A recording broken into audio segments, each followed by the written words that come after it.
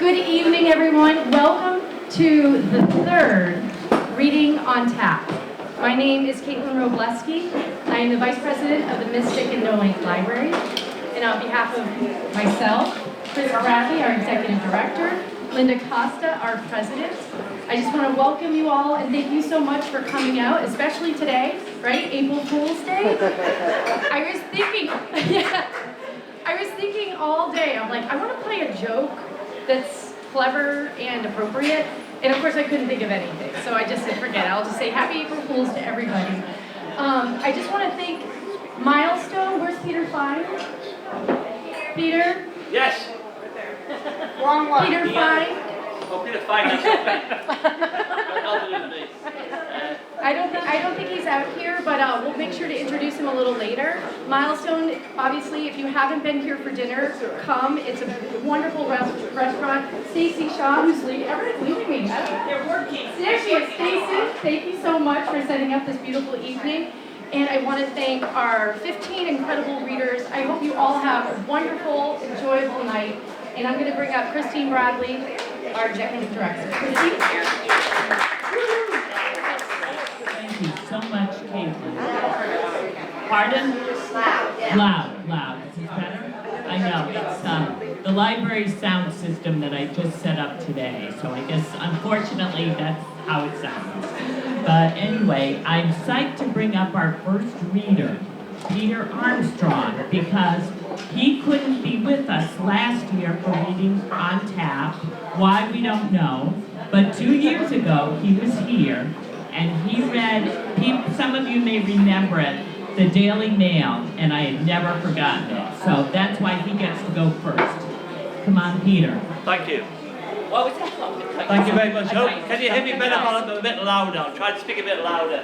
I'm going to do the whole of this reading in English language, so that'll help. 1 second while I set this up. We trust me behind you? No. All right, so hopefully you can hear me. I'll use the microphone as well, but hopefully you can hear me if I enunciate. So can you hear me in the back okay? Because it's going to be really good. So, I need you all to kind of remember something. So there's going to be some audience participation towards the end. I need you to remember the word fine. F-I-N-E, fine. Okay, so just remember that word. We're going to use that later on. We're going to have some audience participation. But to start off, I thought because it's, I've got an English accent, I'd do some Shakespeare. So it's April the 1st, and as all of you know, Shakespeare's sonnet number 98 is all about April. So let me just read this. It's called From You I Have Been Absent in the Spring.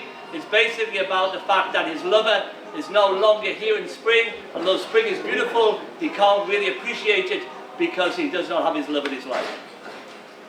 From you I have been absent in the spring, where proud-pied April, dressed all in his trim, has put a spirit of youth in everything.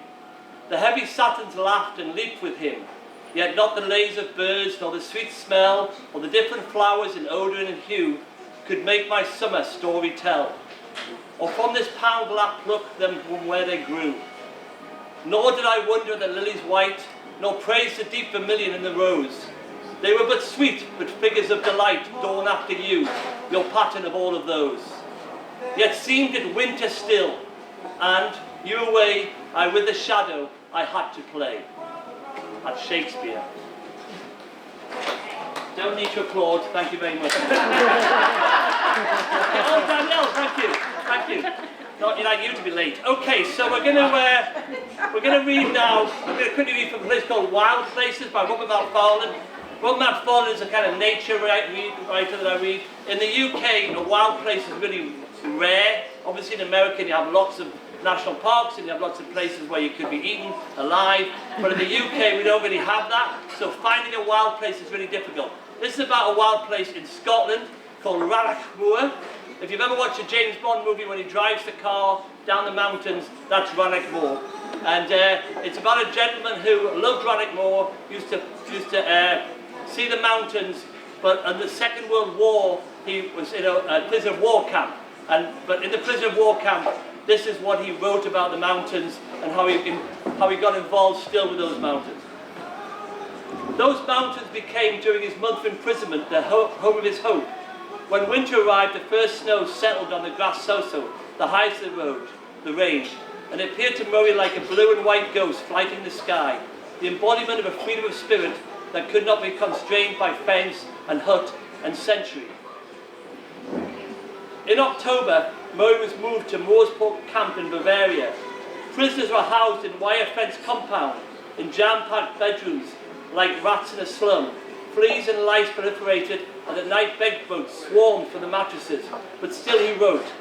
After a short time, he was moved again to the camp in Bohemia, the westernmost part of Czechoslovakia. The prisoners were searched on arrival, and Murray's thick wad of toilet paper manuscript, which he had written over the years, he was interrogated by Gestapo officers who believed they were coded account of troops' movements. So they took his manuscript from him and they destroyed it. Even to a man of Murray's mental resilience, it was a severe blow. During the years of his confinement, Murray's health deteriorated, and towards the end of the war, Red Cross parcels prevented from reaching the camp. The inmates of Murray's camp have survived on black bread and minimum rations of potatoes and turnips. But through all this, the dreams continued. In Bohemia, in secret, Murray restarted the manuscript that had been taken from him on his arrival, and weak from the lack of food, he became imaginatively uninhibited. I shed, he remembered, any reticence for feeling from beauty. When he closed his eyes, the mountains of the glen sprang to mind, vivid in every detail. He dreamt of the violet dusks of moor, of the green waters of the sea locks in which he'd once swum, and the beaten gold sky of dust seen from the mountain tops. And when he wrote of these things, during the last years of confinement, he recalled, I had not once thought of myself as imprisoned. I lived on the mountains and had freedom from them. In May Day 1945, Murray's prison camp was liberated by the American troops. A month after his release, Murray returned to Rannoch Moor. Weak and emancipated in body, but exhilarated in spirit, he climbed the mountain again, and on its summit he stayed, looking out at the moor in the space of those large white skies.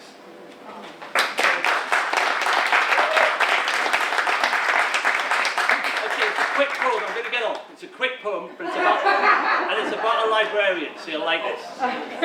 So remember the word he wanted to say. What was the word? Fine. I fell in love with a librarian. She said that she was mine. I said that... What's that? I've got a line now. Wait a minute, I'm going to say again. Have another drink. Okay. I fell in love with a librarian. She said that she was mine. I said I must return my books, and she said, fine. Now I'm getting it. I noticed you had to look to your wife first. I knew it. She said to me, write it down, write it down. I said, no, I'll remember it. All right. I did want to mention that these wonderful snacks, thank you, Stacey, are out. And next up is Susan Fisher, the proprietress of the wonderful museum we have here, right across the street. And she has a letter to read. Can y'all hear me? Yeah? All right. I'm Susan Fisher, director of the Mystic Museum of Art. But the interesting thing is this letter sent by a man who escaped slavery in 1864. Dayton, Ohio, August 7th, 1865. To my old master, Colonel P.H. Anderson, Big Spring, Tennessee. Sir, I got your letter and was glad to find you had not forgotten Jordan, and that you wanted me to come back and live with you again, promising to do better for me than anyone else can. I have often felt uneasy about you. I thought the Yankees would have hung you before this for harboring Rebs that they found at your house. I suppose they never heard about you going to Colonel Martin to kill the Union soldier that was left by his company in their stable. Although you shot at me twice before I left you, I did not want to hear of your being hurt, and am glad that you are still living. It would do me good to go back to dear old home again and see Miss Mary and Miss Martha, Alan, Esther, Green, and Lee. Give my love to them all and tell them I hope we will meet in the better world, if not in this. I would have gone back to see you all when I was working in the Nashville hospital, but one of the neighbors told me that Henry intended to shoot me if he got the chance. I want to know particularly what the good chance is you propose to give to me. I am doing tolerably well here. I get $25 a month with victuals and clothing, have a comfortable income from Andy and the children. Millie, Jane, and Grundy go to school and are learning well. The teacher says Grundy has a head for a preacher. They go to Sunday school and Mandy and me attend church regularly. We are kindly treated. Sometimes we overhear others saying, them colored people were slaves down in Tennessee. The children, they feel hurt when they hear such remarks. But I tell them it was no disgrace in Tennessee to belong to Colonel Anderson.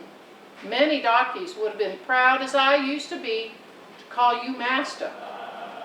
Now, if you will write and say what wages you will give me, I will better be able to decide whether it would be to my advantage to move back again. As to my freedom, which you say I can have, well, there's nothing to be gained on that score, as I got my free papers in 1864 from the Provost Marshal General of the Department of Nashville. Mandy says she would be afraid to go back without some proof that you were disposed to treat us kindly and justly, and we have concluded to test your sincerity by asking you to send us our wages for the time we served you. This will make us forget and forgive old scores and rely on your justice and friendship in the future. I served you faithfully for 32 years, and Mandy 20 years. At $25 a month for me, $2 a week for Mandy, our earnings would amount to $11,680. Add this, the interest for the time our wages have been kept back, and deduct what you paid for our clothing and 3 doctor visits for me, pulling a tooth for Mandy, and the balance will show what we are, in justice, entitled to. If you fail to pay us for our faithful labors in the past, we can have little faith in your promises for the future. We trust the good Maker has opened your eyes to the wrongs which you and your fathers have done to me and my fathers in making us toil for you for generations without recompense. Here, I draw my wages every Saturday night, but in Tennessee, there was never any payday for the Negroes any more than for the horses and the cows. Surely there will be a day of reckoning for those who defraud the laborer of his hire. In answering this letter, please state if there would be any safety for my Millie and Jane, who are now grown up and both good-looking girls. You know how it was with poor Matilda and Catherine. I would rather stay here and starve and die if it came to that than to have my girls brought to shame and violence by the wickedness of their young masters. You will also please state if there have been any schools open for the colored children in your neighborhood.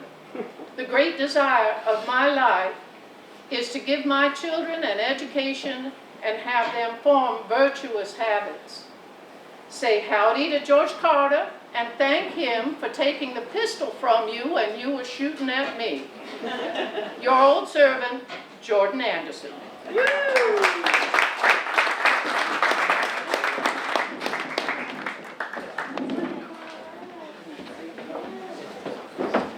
I want to remind everyone that there are snacks out, and they look wonderful. I don't know really how we're going to do this, but you know, you'll figure it out anyway.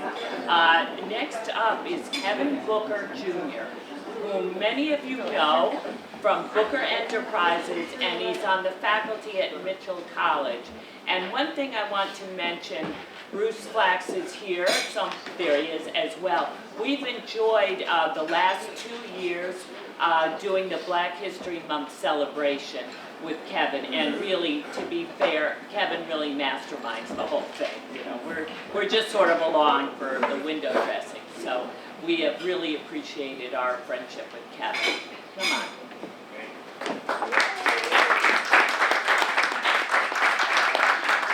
What happens to a dream deferred? Does it dry up like a raisin in the sun, or fester like a sore and then run? Does it stink like rotten meat, or crust over like syrupy sweet? Maybe it just sags like a heavy load, or does it explode? Langston Hughes wrote that poem over 100 years ago. One of the greatest poets of the 20th century. What happens to a dream deferred?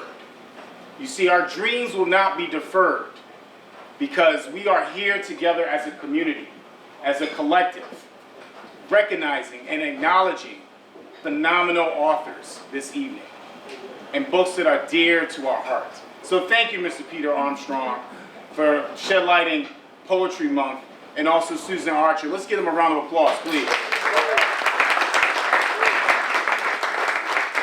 Good evening, everyone.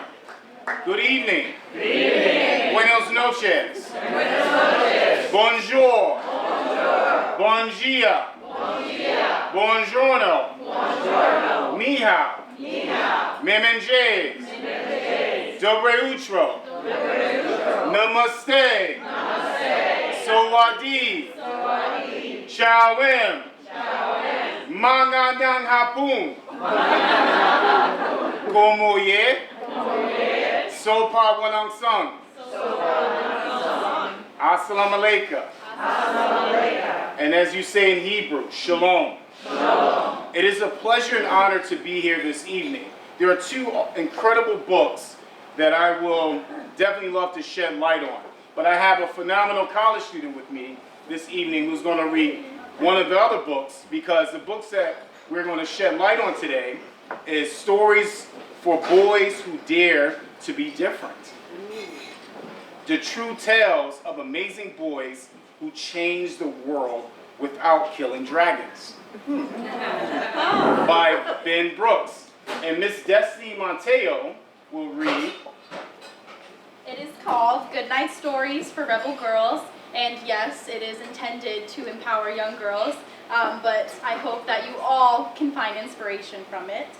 So I will be reading the story of Kate Shepherd, the suffragette. There was a time when men believed women were put on earth only to serve them. They thought women should cook and clean, look after the children, and not worry about anything else. Women, so they thought, should wear feminine clothes, which meant long dresses with tightly laced corsets. It didn't matter that when women dressed that way, they could hardly move or even breathe. Having a job was off limits, playing sports was off limits, and governing the country was definitely off limits. Women were not even allowed to vote. But Kate thought that women should have the same freedom as men, freedom to say what they thought, to vote for whom they wanted, and to wear comfortable clothes. One day, she stood up and declared, women should be allowed to vote, and they should stop wearing corsets. People were shocked, outraged, and inspired by Kate's radical new ideas. Kate and her friends gathered so many signatures on their petition that they had to paste sheets of paper together to form a long roll. They carried it into Parliament and unrolled it on the floor like a really long carpet. Imagine 74 ice cream trucks parked in a line. It was even longer than that. It was the longest petition ever presented. The legislators were speechless. Thanks to Kate, New Zealand became the first country in the world where women gained the right to vote. And I just want to leave you all off with a quote by her. Do not think your single vote does not matter much. The rain that refreshes the parched ground is made up of single drops.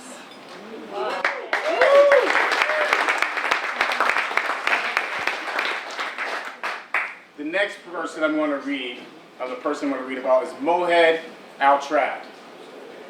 Mohed grew up in a tribe that would chase the rains across the Syrian desert. Wherever the rains were, plants would grow, which meant the tribe goats, camels, and sheep would have something to eat. It was a difficult life. Mohed's mother died young, followed by his brothers, and his dad wouldn't speak to him at all. He was raised by his grandma, who told him that he would grow up to be a shepherd. "But I want to go to school," he told her one day. "Don't be silly," she said. "Shepherds don't go to school." Mohead didn't listen. In the mornings, he secretly raced barefoot across the hot desert sand to a schoolhouse, where the other kids would bully him for being poor. He ignored them, knowing education was his only chance to get out. He worked so hard, he won a place to go to France and study. Once he arrived, Mohead realized he could hardly understand anything the teachers said. And he was so poor, he could only afford to eat once a day.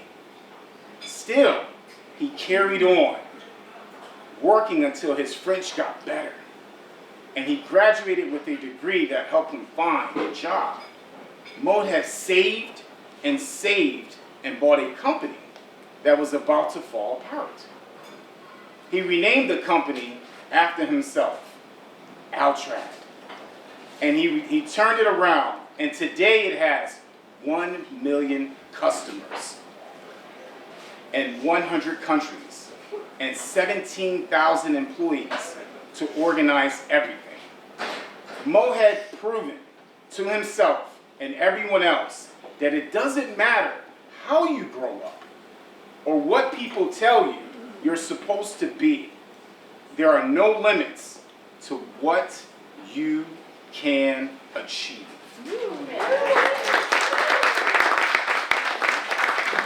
These two extraordinary books, Stories for Boys Who Dare to Be Different and Goodnight Stories for Rebel Girls. I'm going to leave you with two incredible quotes that I want you to think about. The first one is by former president, the late former president of South Africa, Nelson Mandela, who once said, "Education is the most powerful tool which you can use to change the world." And the other quote I'm going to leave you with is by one of the greatest poets of the 20th century, Maya Angelou. And she said, "People will forget what you said. People will forget what you did, but people will never, ever forget how you made them feel." And books, authors, your writing, what you put out, changed lives. So let's continue empowering our communities. Let's continue being examples of what we want the world to be. Thank you. It's been a pleasure.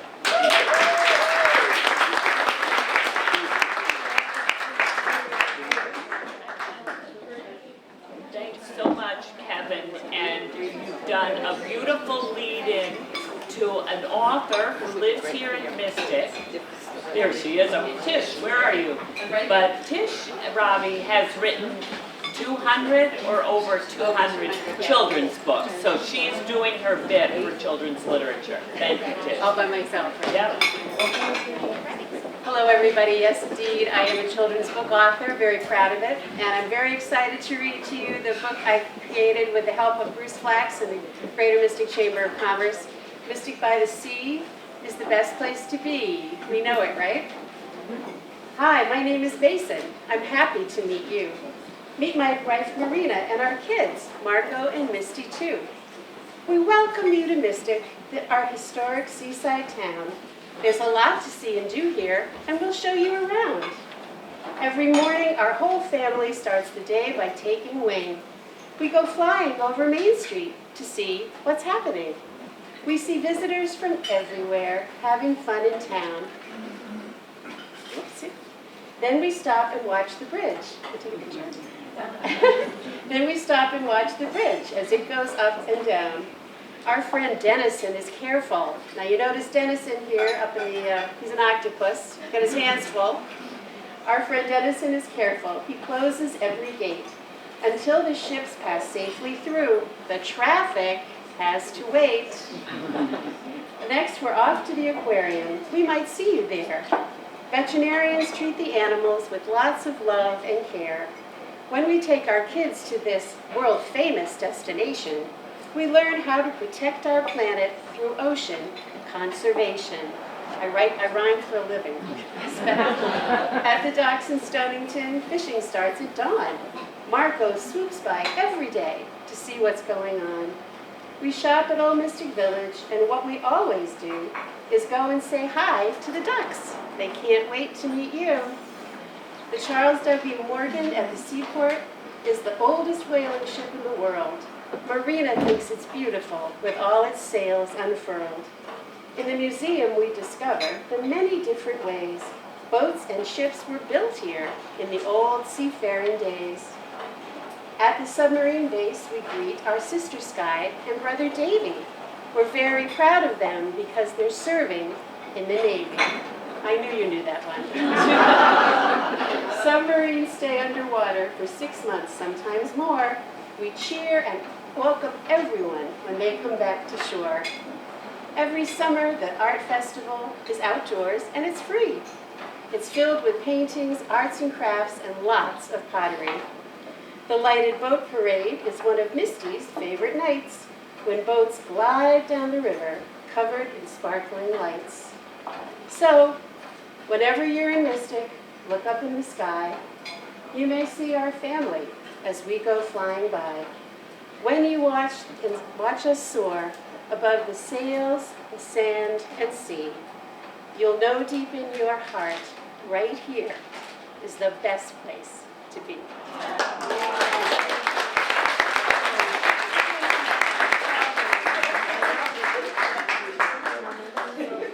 Thanks, Tish, for a nice mystic moment. Speaking of which, next up is Bruce Flax, and I have asked Bruce to read from a Shel Silverstein poem because I really enjoy it, and he's made it a bit of a tradition, which we appreciate. Thanks, Bruce. Thank you, Christine. Thank you, everybody. And boy, thanks, Tish. Thank you, Tish, for our book, which you can buy at the Visitor Center. Only $8.99. Hey, listen, you know.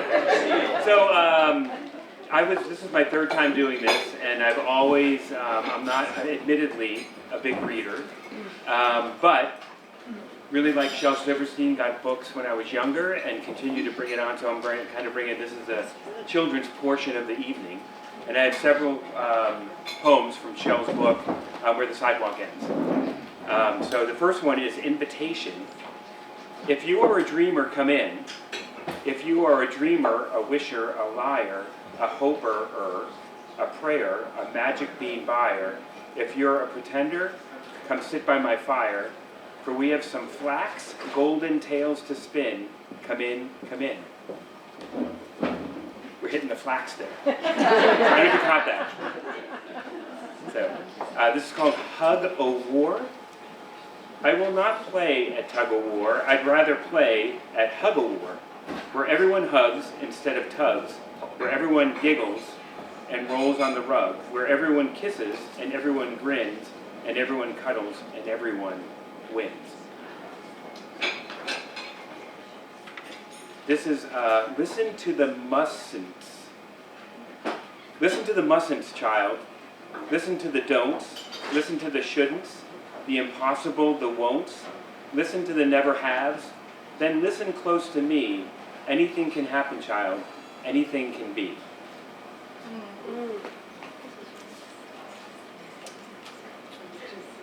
No difference. Small as a peanut, big as a giant, we're all the same size when we turn off the light. Rich as a sultan, poor as his might, we're all worth the same when we turn off the light. Red, black, or orange, yellow, or white, we all look the same when we turn off the light. So maybe the way to make everything right is for God to just reach out and turn off the lights. This is called Helping. Agatha Fry, she made a pie, and Christopher John helped bake it. Christopher John, he mowed the lawn, and Agatha Fry helped rake it. Zachary Zug took out the rug, and Jennifer Joy helped shake it. And Jennifer Joy, she made a toy, and Zachary Zug helped break it. And some kind of help is the kind of help that helping's all about. And some kind of help is the kind of help we can all do without. And this is the last one. Don't tell me. Please don't tell me I should hug. Don't tell me I should care. Don't tell me just how grand I'd feel if I just learned to share. Don't say it's all right to cry. Be kind, be fair, be true. Just let me see you do it. Then I just might do it too.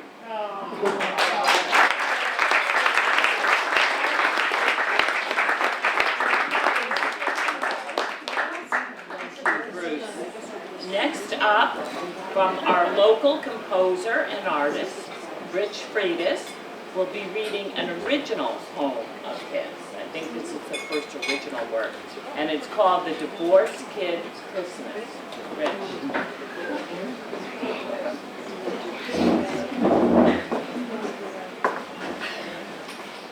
Now the fun begins. Okay, so I was a kid in the 70s when it was socially acceptable to get divorced for the first time, and basically that just meant that, like, if you were a woman, you could go to church. It wasn't much more gained other than that. And then that fell apart later, too. So this is the Divorced Kid Christmas. My father moved into the first floor apartment of an old Victorian house at the edge of the Thames River. I enjoyed the court-ordered every other weekend arrangement of their divorce. His apartment was so unlike my mother's home during the other 27 days of the month. The creaky floors provided a soothing comfort. However, the whitewashed plaster walls, crumbling in slow motion, barely held the ancient sinks in place.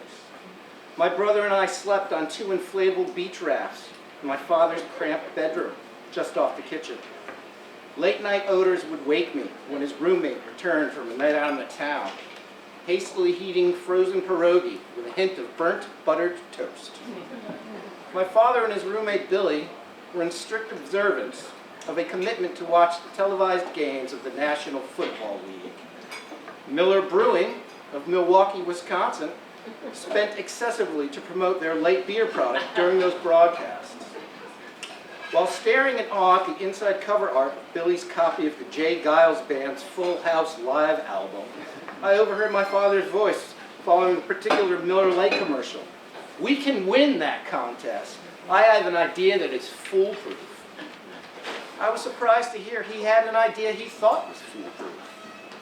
The Milwaukee brewer had created a contest. The best holiday display integrating their product would win a year of free beer. The contestants had to submit their photographic proof by the 29th of November. The two then decided to appropriate a shopping cart on uneven wheels from the local grocery store to house their harvest, a commitment to the possibility of an entire calendar year of free beer. For the majority of an NFL season, light beer cans were meticulously rinsed out and placed in the grocery cart outside the back door, besides the rust-ridden aluminum garbage cans. The weekend after Thanksgiving, we were scheduled to stay with my father. He and Billy started decorating a small tree they had cut down on the property of a co-worker who owned land in the quiet corner of Connecticut, with beer cans from a shopping cart to compete in a corporate contest. I watched the two of them meticulously bend beer tabs into the proper position to hang them with the same traditional ornamental hooks my mother took care to recycle after every Christmas. I could not remember a season when my parents were married where my father actualized such an attention to detail of our holiday decorations. He was fully convinced of the chance to win the contest. At one point he asked Charlie to adjust the string of lights to better reflect off of the aluminum cans. We spent Christmas Eve with a few co-worker friends of my mother in Norwich, Connecticut. They were young kids working at the nursing home with my mom. They extended an invitation of inclusion. Their small apartment was fashioned to feel celebratory, but I simply wanted to be alone with headphones and a stack of 8-track tapes. They gifted my brother and me a dartboard set, which my mother immediately confiscated. During our way home from that event, my mother decided to take an odd way to our house, circling back to the city of Groton to scout what might be happening at my father's apartment on Christmas Eve. She was correct, which she consistently reminded us of. He was throwing a party with his roommate at the apartment. As we traversed the icy sidewalk from the car to the front door, I was running through the scenarios I would inevitably have to be in the middle of when my father came face to face with my mother in the next moment. "You're hosting a party tonight?" she hissed through closed teeth. "Yeah, why wouldn't I? Because it's Christmas Eve, and you should have thought of your kids first, but you had to think of yourself first, again." I could sense the tension throughout the room, the dissipation of energy, as the host was being confronted by the mother of his children with his kids present. "Nice effing tree," were my mother's last words to him as she escorted us across the broken threshold of the back door, which I always reminded myself not to trip over on weekends with my father. Thank you.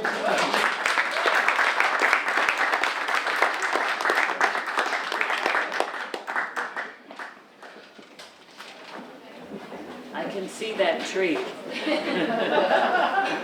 Next up is Danielle Cheesebro, the town of Stonington's first select woman. And I have to say, Danielle, over the years that I've been here, I have never asked you to do one of these crazy things or anything else, and you've said anything but yes. And it's so appreciated. Thank you, Danielle.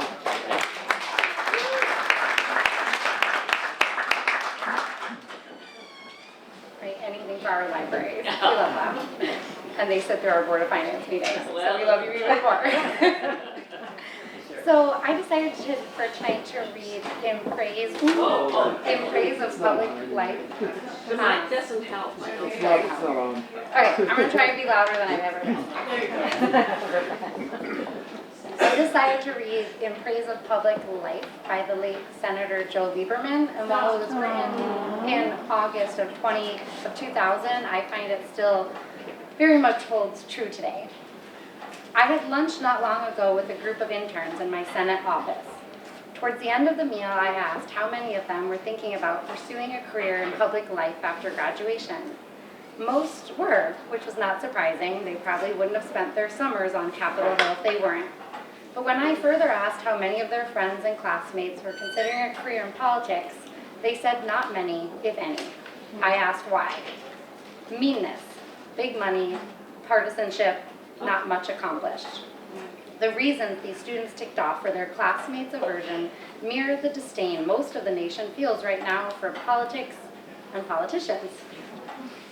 Public confidence did not plummet overnight. Politicians and government have endured suspicion and a certain degree of scorn since the birth of our nation. Thank you, Peter. What is new, however, is the degree to which that suspicion and scorn have grown in the last 30 years. Last year, which would have been 1999, a group called the Council for Excellence in Government sponsored a poll that found 2 out of 3 Americans felt disconnected from their government. More than half of our society does not believe that government is any longer of, by, and for the people. And that segment of our society, which feels the most estranged, is those 18 to 34. This is what those interns were trying to tell me at that lunch. This is what chills me most, the prospect of the best of the next generation turning their backs on politics and public life. This also brings me back to the question I asked at the beginning. Why in the world would anyone, including the next generation, choose to live the life of a politician today? The answer, I would suggest, is to make a difference. For all that is wrong with our system of government, and there is much that needs repair, it remains a place where one can truly and uniquely make a difference, where one can help improve our country and even occasionally the world.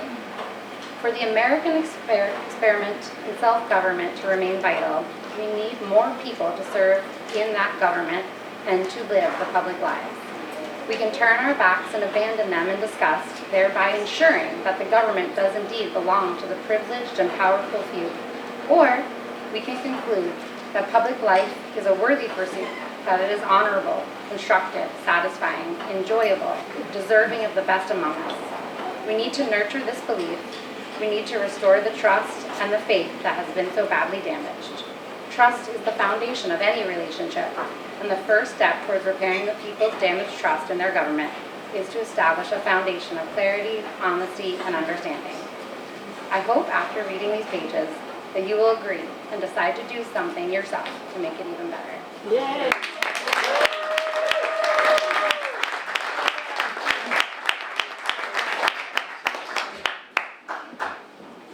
Thank you, Danielle. I'm sorry about the microphone.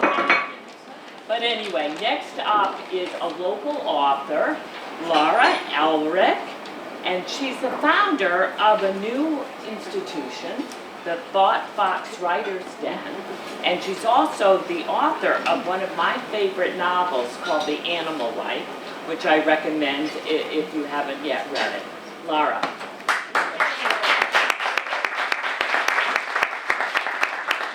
Thank you, Chris, and thank you, everyone, for having me. Our little one got closer, so she All right, so I'll read two really short pieces. The first one is called Crush. At the company party, the pregnant wives give me knowing looks.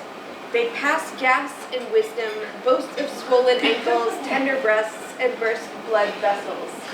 Sufferings blissfully born. One sets her sparkling water on the shelf of her stomach and says, "Last night the baby turned and I could feel its spine." I shudder and sip my beer. I'd be afraid to roll in sleep and crush its vertebrae, slight like a stuffed sparrow, bones held in place by thread and glue. Afraid to crush, but tempted to. I say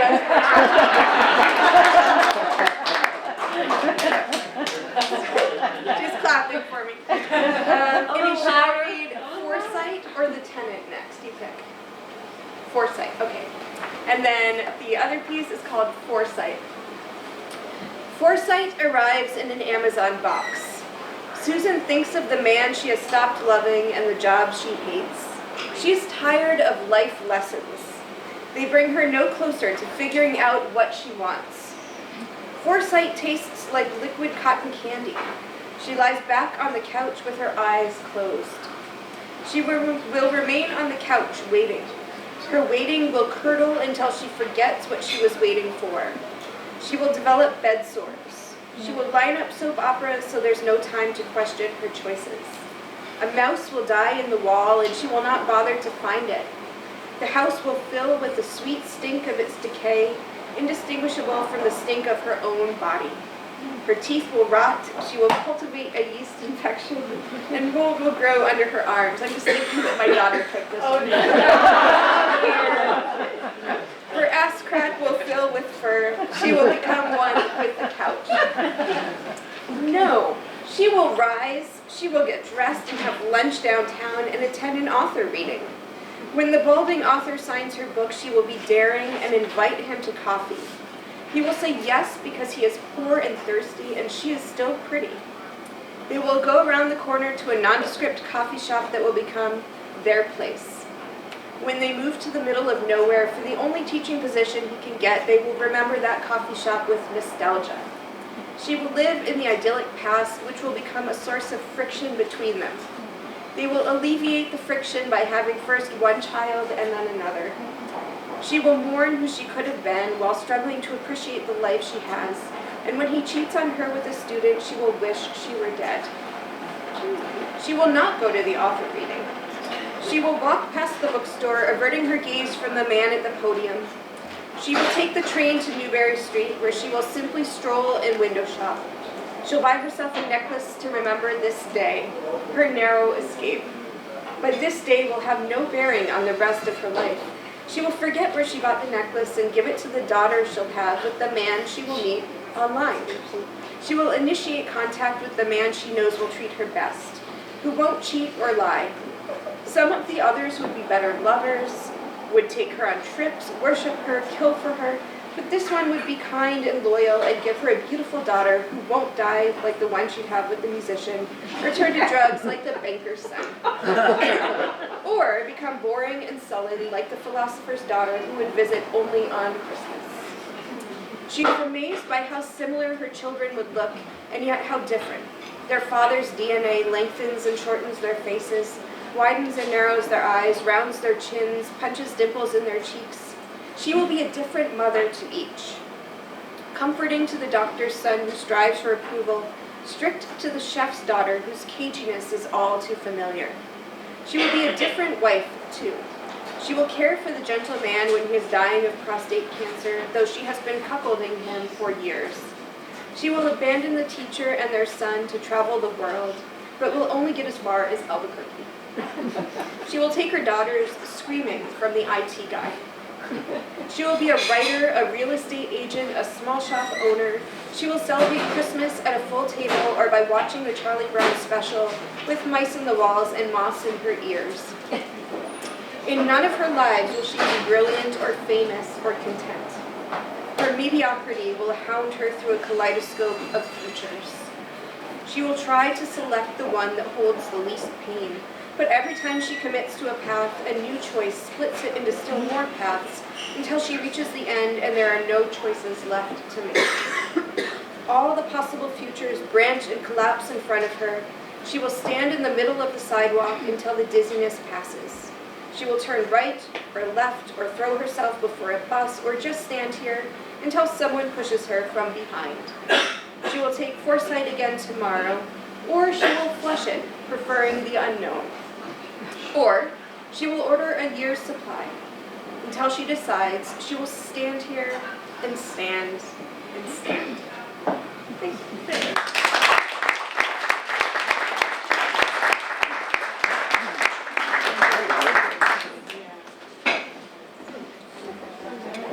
Well, I don't know why I'm doing, oh, I got a little echo there. But next up is Michelle Gemma, whom you all know, and at least you know the Army and Navy store. And I want to tell you, if Michelle were in charge of this operation, the sound would have worked. And so we are all indebted to her and all she does for our community.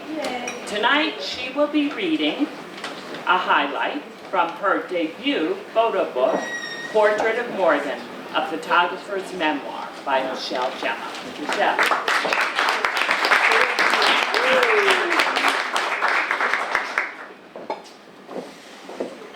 I don't know if I can yell. I was hoping to have a microphone. It's not working. It's not working. It's not louder. Hi everyone. Thanks for attending this literary salon, which is a fundraiser for our beloved Mystic Noank Library. Please go see President Costa over at the table. Where is she? To make your donation, okay? So everyone should be forking over some dollars to help out our library. That's why we're here. Thanks to Christine Bradley for inviting me to participate. And like she said, I'm the owner of the Mystic Army Navy. We are over in the Steamboat Wharf building, which you can't really see anymore, but it's over there. It was built in 1978, which until 7 years ago was the newest building in town. We just celebrated our 30th anniversary on September 1st, and I'm honored to be a merchant in downtown Mystic. I'm thankful to the talent, Rich Freitas, and my manager, Jack Salmon. Where's Jack? And my neighbors, James Maple, the lamplighter, Dan Kurland at the Mystic Disc, who just celebrated their 40th anniversary, and Amy Bloomberg at the Argia. The old guard, if you will. But, you know, we need everybody in this community to contribute to the arts in Mystic. So sponsor a literary salon. Thank you, Milestone, really. I'm going to read a short excerpt from my book, Portrait of Morgan. It's right here, Morgan Vale. When I started photographing her, she was 12 years old, as you see on the cover, and we ended the book with her turning 31. So it's a series of photographs that detail her growing up. So I'm going to detail how I was inspired to do the book because of a local literary photographer named Rolly McKenna. I'm not sure if anyone knows who Rolly McKenna is, but I worked for her 1995 to 1998. So I grabbed a little excerpt that describes my working with her. I figured that would be most relevant. So Rolly McKenna was an American photographer, 1918 to 2003, and she was best known for her portraits of literary titans from 1950 to the 1990s. Dylan Thomas, Sylvia Plath, Truman Capote, Elizabeth Bishop, W.H. Auden, and also the locally celebrated poet James Merrill were among her roster of people photographed. an ongoing master list that she carefully kept in her files. I'll never forget my first day of work with Rolly on September 5th, 1995, in her studio at 145 Water Street in Stonington Village. She handed me a stapled 9-page manifesto titled People Photographed as of March 1995 on her business letterhead. The first thing we did was cross out March and write September. She was eager to get back to work. We spent the next 3 years compiling the information and the photographs that would comprise her book entitled Poets and Writers of an Age. The book was a dazzling array of her photographs of the literary elite of her time, whom she had met because of her close friendship with John Malcolm Brennan, who was the director of the 92nd Street Y in New York City, who was responsible for bringing Dylan Thomas to America. Rowley assessed that since she had put in the work all those years ago, photographing these literary giants, she would publish both the original and then a new, updated photo. Part of my job was to write a short biography to accompany the 2 photographs of each person. And there was more. Each writer's entry would also include a portion of the new work from each writer that she called a gleaning. I set to work writing biographies on Philip Caputo, Lucille Clifton, and James Dickey, with dozens more in the works. I submitted each biography to Rolly for her edits, the smoother part of the project. It would prove challenging to get some of the writers to sit for a new photo and produce new written work. The photographs captured the humanity, vanity, and vulnerability of her subjects. She was fearless in her vision, and she conveyed that same enthusiasm to me on the first day in the studio. So that's what I'm going to read. That's it. I was inspired to complete my book because I realized that Rolly never got to finish her book. She died in 2003, and the book was left unfinished. So there's all the work in folders and cabinets in storage over at the Historical Society in Stonington. And, you know, I figured I had to finish my book. So it took me 20 years to photograph this girl, and, you know, I needed time to pass before I could have a book. But I had to do it. So thanks for coming out, everybody. And again, go make your donations.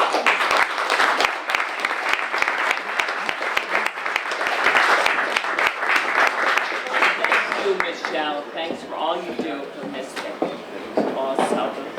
Erica J. Smith is a new friend of mine, whom I had the pleasure to meet as we have grappled the last couple of years with One Book, One Region, which celebrated, I think, its 20th anniversary soon after you came to Conn College. And we've enjoyed working together ever since, and with a great group of librarians and administrators at Conn. And we'll pull it off again. We're working on it, yes. And Erica has the esteemed title of Dean of the College of Connecticut College. Thank you, Erica.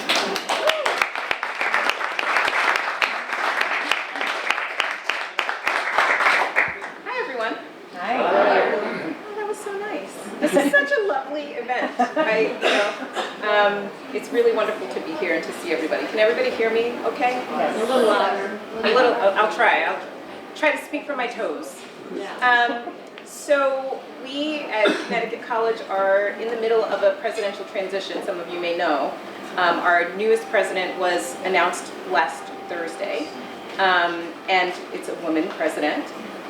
We just had a woman president serve her term prior to that, and we are also on the heels of Women's History Month, so I felt like reading from the biography of a female president felt like the right thing to do.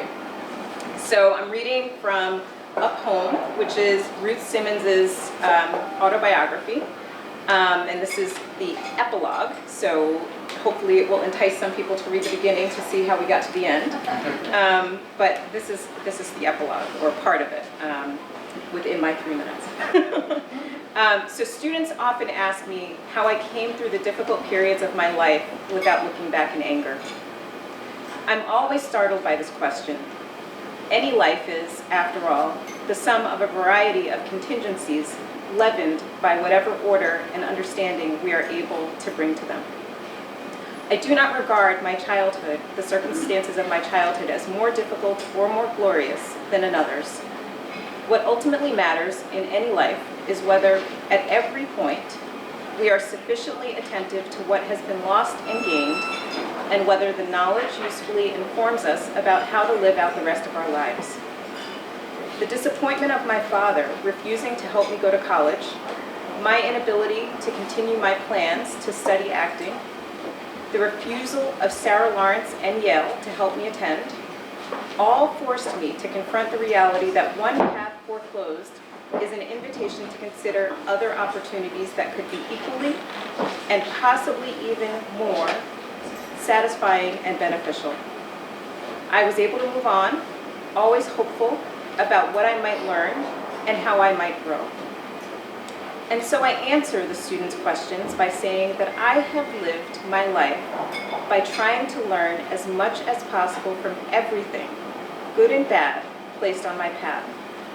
Every loss, every gain, every hurt, every triumph, without the extraordinary people I've encountered in every decade of my life, I could not have been as well prepared to understand how to travel the road from Grapeland to the heights of American higher education. Through them, the gifted teachers, my family, and the many others who mentored or chided me, I could not have fully benefited from the many opportunities I have encountered. Caring people placed me on the path to the presidencies of Smith, Brown, and then back home, Prairie View, and education helped me overcome the way my life might have been scripted by the legacy of discrimination.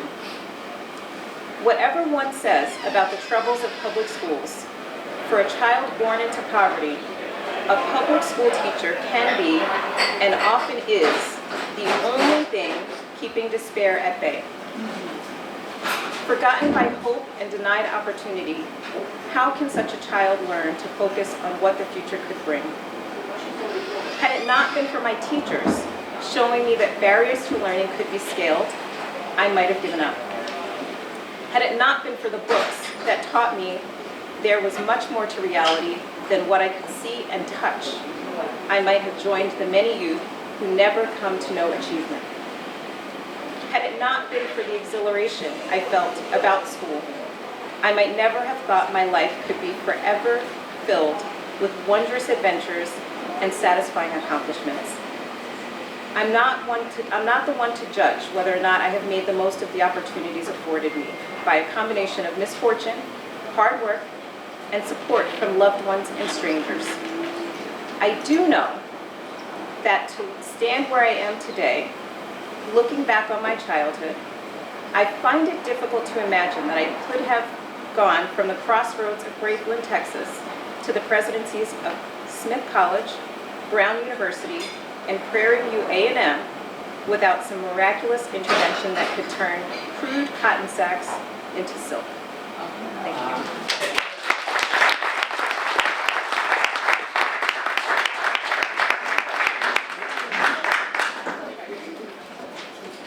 Thank you, Erica. Next up, right there by the brick wall, is Lisa Ann Curtis, who's the Resource Development Manager for the United Way of Southeastern Connecticut. Thank you, Lisa.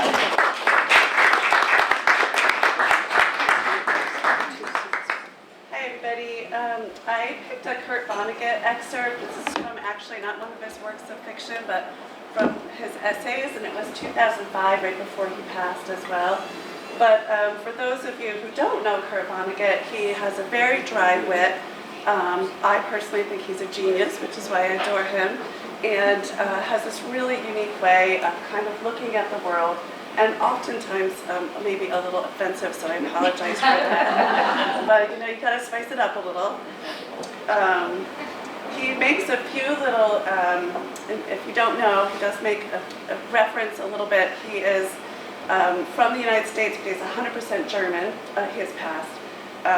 So he's 100% German, and he talks about war, because he was a prisoner of war.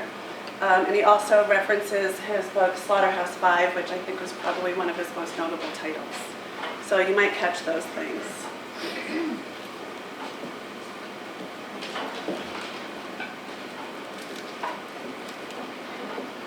1968, the year I wrote Slaughterhouse-Five, I finally became grown up enough to write about the bombing of Dresden. It was the largest massacre in European history.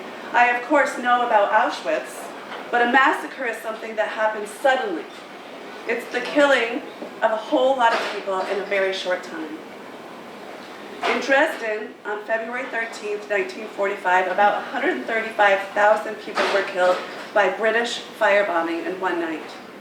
It was pure nonsense, pointless destruction. The whole city was burned down, and it was a British atrocity, not ours. They sent in night bombers, and they came in and set the whole town on fire with a new kind of incendiary bomb.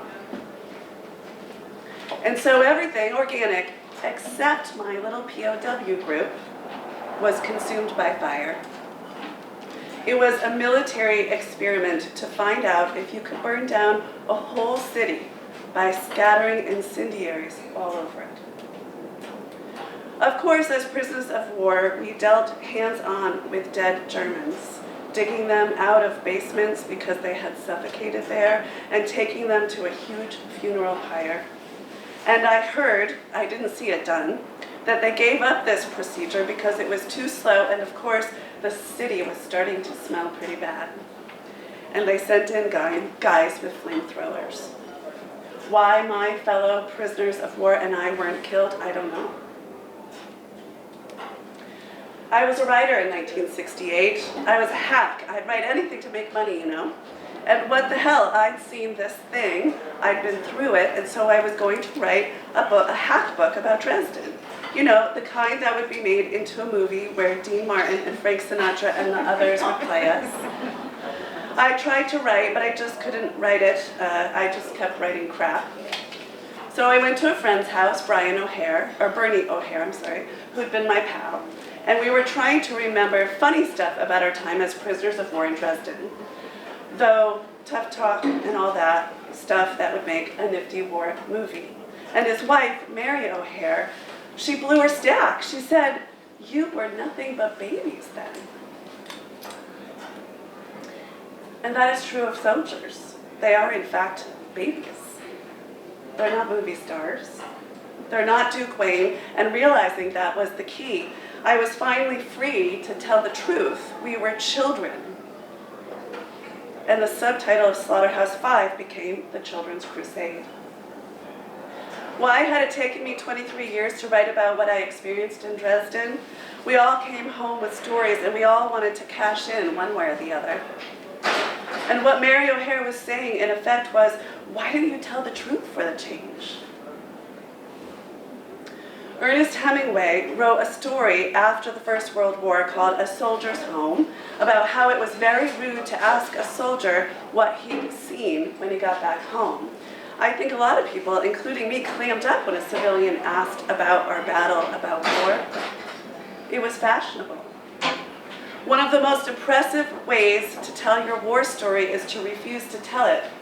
You know, civilians would then have to imagine all kinds of deeds and daring do's. But I think the Vietnam War freed me and other writers because it made our leadership and our motives seem scruffy and essentially stupid. We would finally talk about something bad that we did to the worst people imaginable, the Nazis. And what I saw, what I had to report, made war look so ugly. You know, the truth can be really powerful stuff. You're not expecting it. And of course, another reason not to talk about war is that it's unspeakable.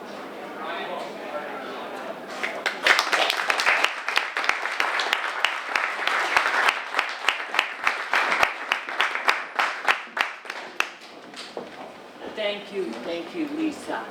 Next up is a very accomplished gentleman, Bill Turner, and Marshall of the Mystic Irish Parade, Berkshire Hathaway sales executive, and former chair of the Mystic Noank Library Board.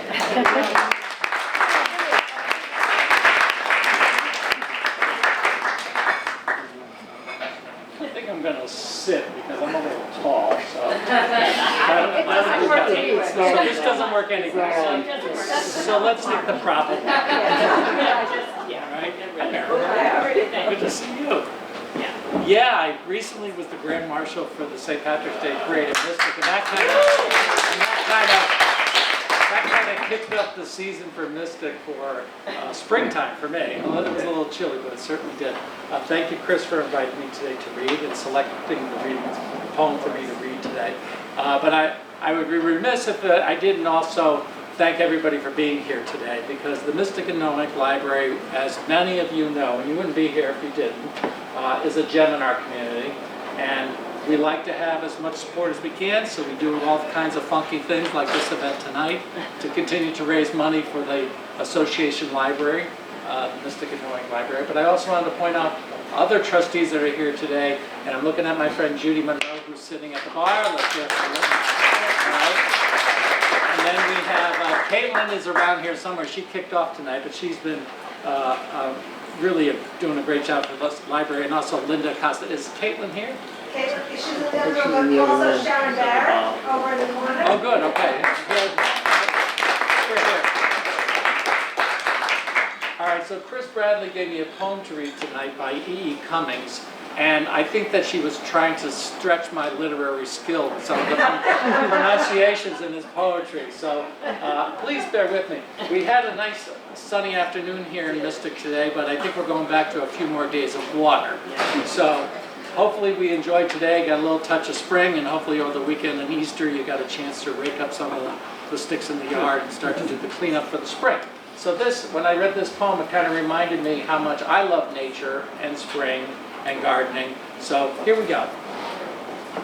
I thank you, God, for most this amazing day, for the leaping, greenly spirits of trees, a blue true dream of the sky, and for everything, which is natural, which is infinite, which is yes. I who have died am alive again today, and this is the sun's birthday.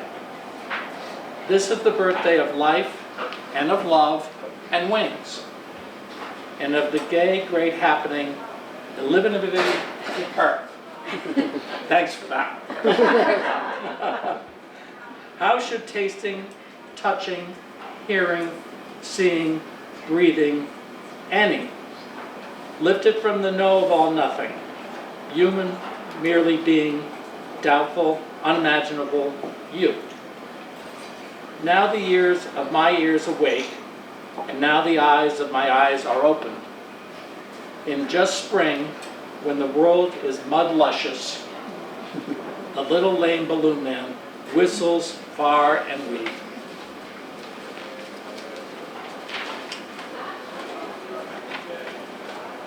And Eddie and Bill come running from marbles and piracies, and it's spring.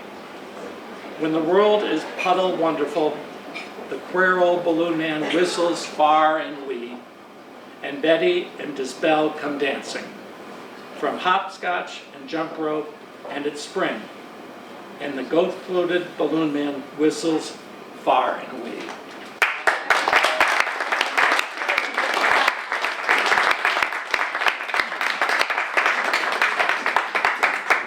Thank you, Bill. You did E. Cummings proud.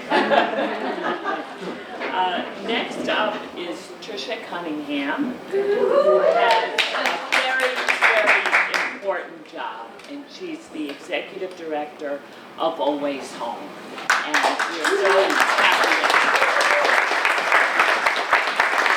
Thank you.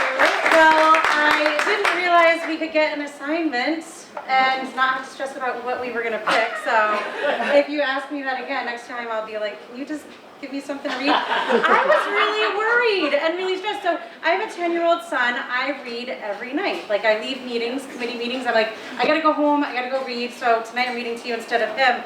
But I read kid stories. So we read through the whole Wings of Fire series. That's 12 books or something ridiculous. Read all of those. Right now we're reading Call of the Wild, which is actually difficult to read. So I was really struggling with what to pick. So I looked at my bookshelf and I was like, what did I read a long time ago? And I found The Prophet.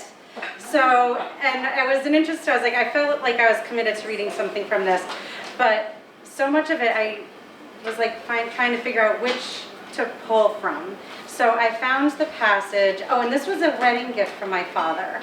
So I thought that was kind of neat. So there's little notes. So I must have gotten rid of my high school version and kept this one, because I definitely had one well before that. Okay, so this passage we're reading about reason and passion, which is something I struggle with often because I'm highly emotional and passionate, so I struggle with the reason part. So, and the priestess spoke again and said, "Speak to us of reason and passion." And he answered, saying, "The soul is oftentimes a battlefield upon which your reason and your judgment wage war against your passion and your appetite. Would that I could be the peacemaker in your soul, that I might turn the discord and the rivalry of your elements into oneness and melody. For how shall I, unless you yourselves be also the peacemakers, nay, the lovers of all of your elements? Your reason and your passion are the rudder and the sails of your seafaring soul. If either your sails or your rudder be broken, you can but toss and drift, or else be held at a standstill in mid-seas. For reason and ruling alone is a force confining, and passion unattended is a flame that burns to its own destruction. Therefore, let your soul exalt your reason to the height of passion, that it might sing, and let it direct your passion with reason, that your passion may live through its own daily resurrection, and like the phoenix rise above its own ashes. I would have you consider your judgment and your appetite, even as you would two loved guests in your house. Surely you would not honor one guest above the other, for he who is more mindful of one loses the love and the faith of both. Among the hills, when you sit in the cool shade of the white poplars, sharing the peace and serenity of distant fields and meadows, then let your heart say in silence, God rests in reason. And when the storm comes and the mighty wind shakes the forest, and thunder and lightning proclaim the majesty of the sky, then let your heart say in awe, God moves in passion. And since you are both a breath in God's sphere and a leaf in God's forest, you too should rest in reason and move in passion.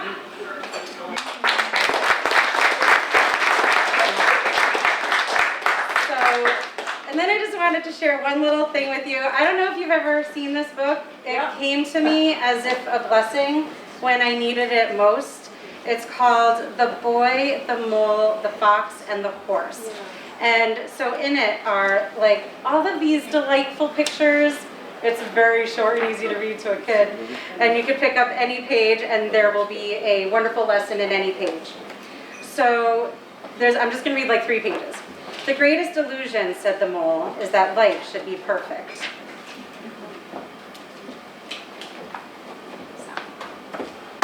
Sorry, Khalil Gibran. Oh, I didn't mention it's by Khalil Gibran. I should have said that part, but I figured y'all knew. Okay. Life is difficult, but you are loved.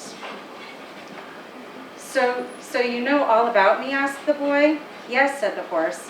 And you still love me? We love you all the more. Thank you.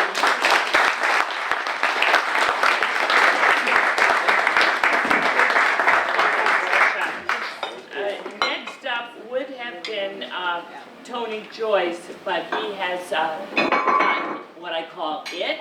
I had it for about 3 months this winter, so I'm like, oh, that's fine. We don't want you here spreading it around to everyone. So, but I do want to say a word about Chelsea Groton Bank and how generous they've been to the library. Through the bank and the foundation, they've really helped us out so much over the years. Now, it could be because our president, Linda Costa, happens to be an officer there, and I think she makes sure, but at any rate, it's been a great commitment from the bank, and we're very appreciative. And we wish Tony the quick recovery. Next up is Dan Kurland. Where are you? There he is. Oh, Dan, thank you so much.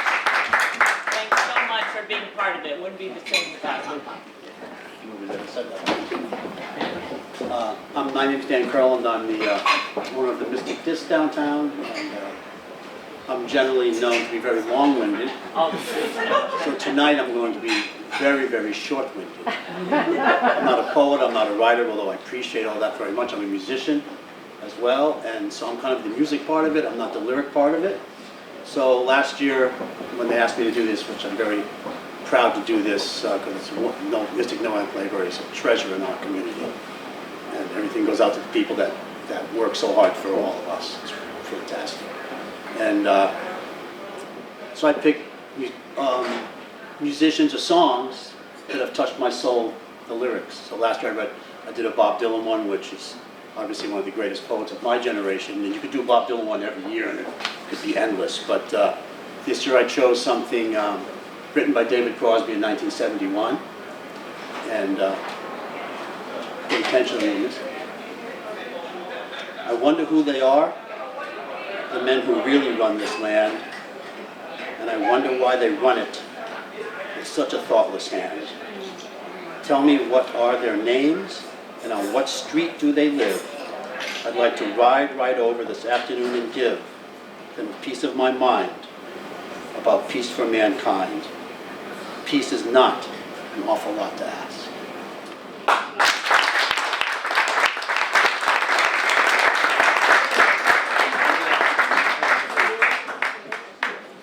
Thank you, Dan. And now Heather Summers, our state senator.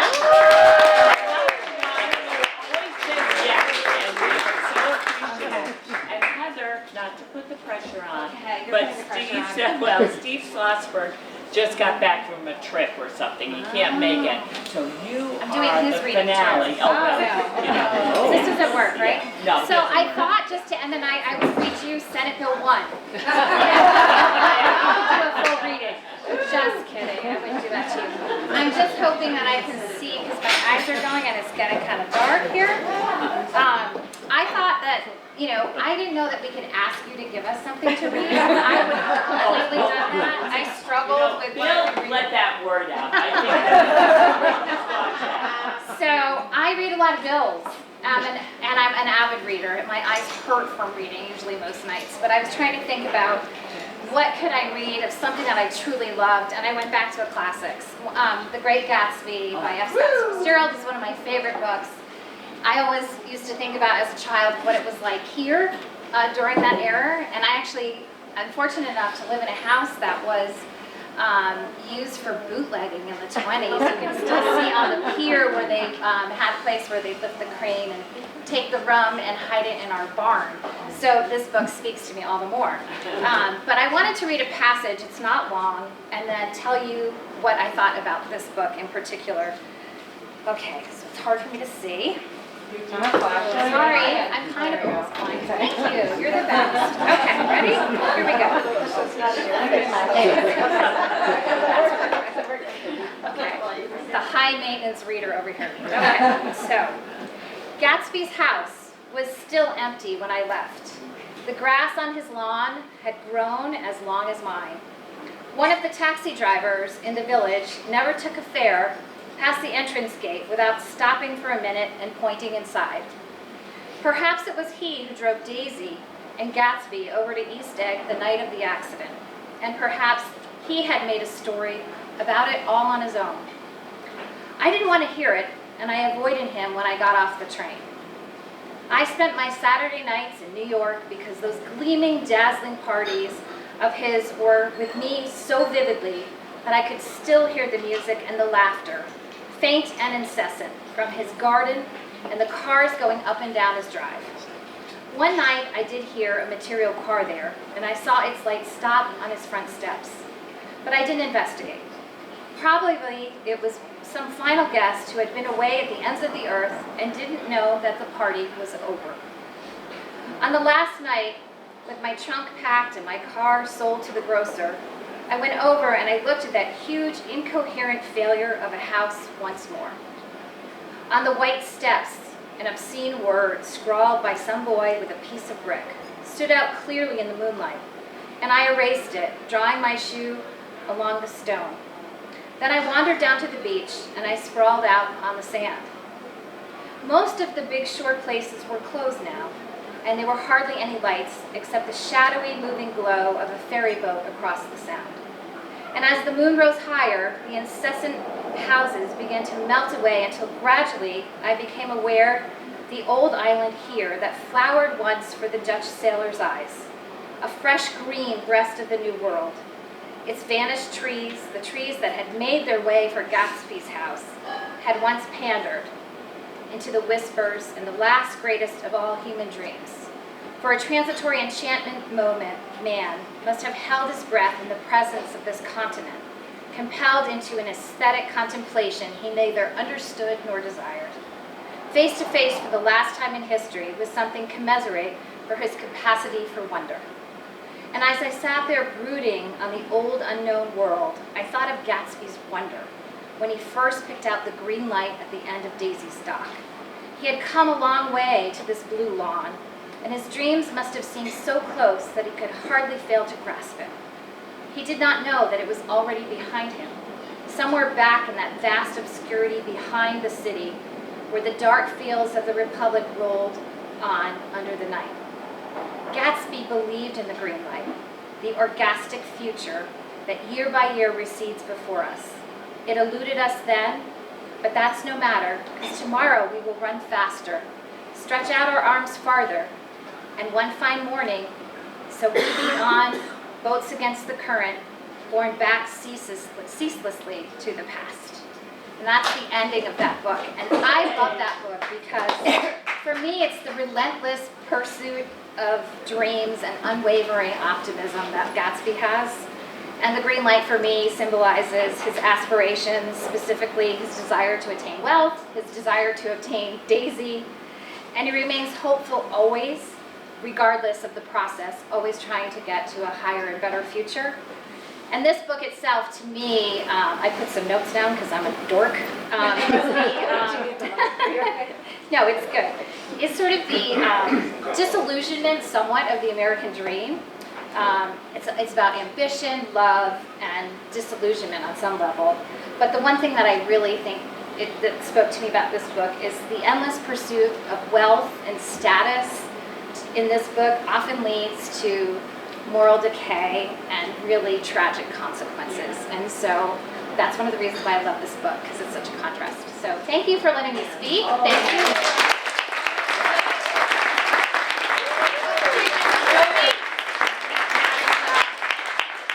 Mystic Noank Library. When I was the mayor, I always said my good friend is the Stonington First Selectman, but years ago it wasn't her. So I used to say, when you come to Groton, make sure you bring your checkbook. To support the Noank Mystic Library. So thank you all for being here. This is a great book.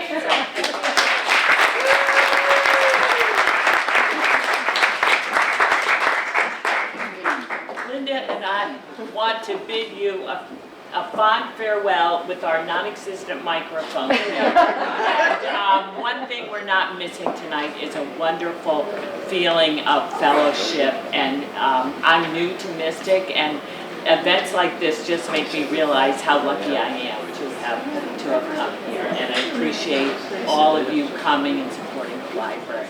Linda? So by now, everyone knows who I am. Lucky you. But on behalf of the staff and the Board of Trustees of the Mystic Noank Library, I just want to offer a sincere thank you for all of you for coming, to our fabulous readers, they did such a great job, to the restaurant for providing us with the space and the snacks. It's really, my daughter who grew up here and now lives in the big city of New York, would tell you this only happens in small town Americana, and we are so fortunate. The last thought that I'd like to leave all of you with is in today's ever-changing world, you know, day by day, something new happens. There's hate, there's discontent, there's bipartisanship, there's, I don't know. Think about this. The Mystic Noank Library has been supporting literature and culture since 1893.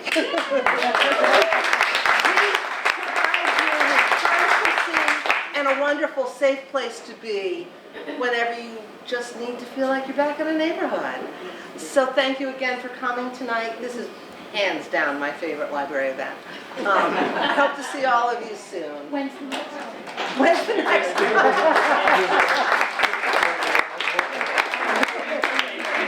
So thank you. Drive safe and have a wonderful evening. Thank you.